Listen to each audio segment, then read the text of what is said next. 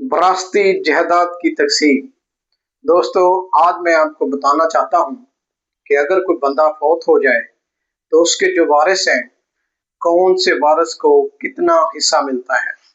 सबसे पहले मुतवफ़्फ़ी की जो बेवा है उसको मिलता है 1/8 हिस्सा। अगर मुतवफ़्फ़ी बे औलाद हो तो उसकी जो बेवा है उसको मिलता है 1/4 हिस्सा।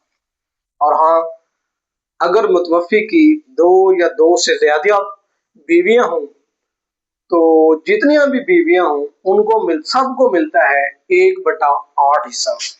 यानी कि अगर किसी बंदे की 2 बीवियां हों तो हर एक को मिलेगा 1/16 हिस्सा। अगर मुतवफ़्फ़ी का वालिद जिंदा हो तो उसको मिलता है 1/6 हिस्सा। वालदा को भी मिलता है 1/6 हिस्सा।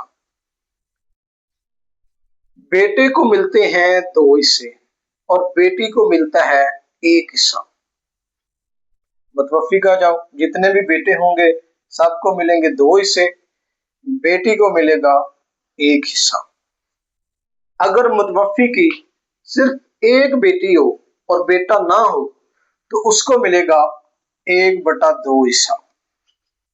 अगर 2 या 2 से ज्यादा बेटियां हो, बेटा ना हो तो उनको मिलेगा 2/3 हिस्सा। दोस्तों, ये विरासत के हिस्सा तरीक़ाकार था कि अगर कोई बंदा फौत हो जाए तो उसके जो वारसाइन है उनको कितना कितना हिस्सा मिलता है। अगर औरत फौत हो जाए तो बाकी जो हिस्सा है वो सबका सेम होता है, लेकिन जो खामिद का है ना, खामिद को मिलेगा 1/4 हिस्सा। अगर औरत फौत हो जाती है, उसका खामिद जिंदा है, उसको मिलेगा 1/4 हिस्सा औलाद होने की सूरत में।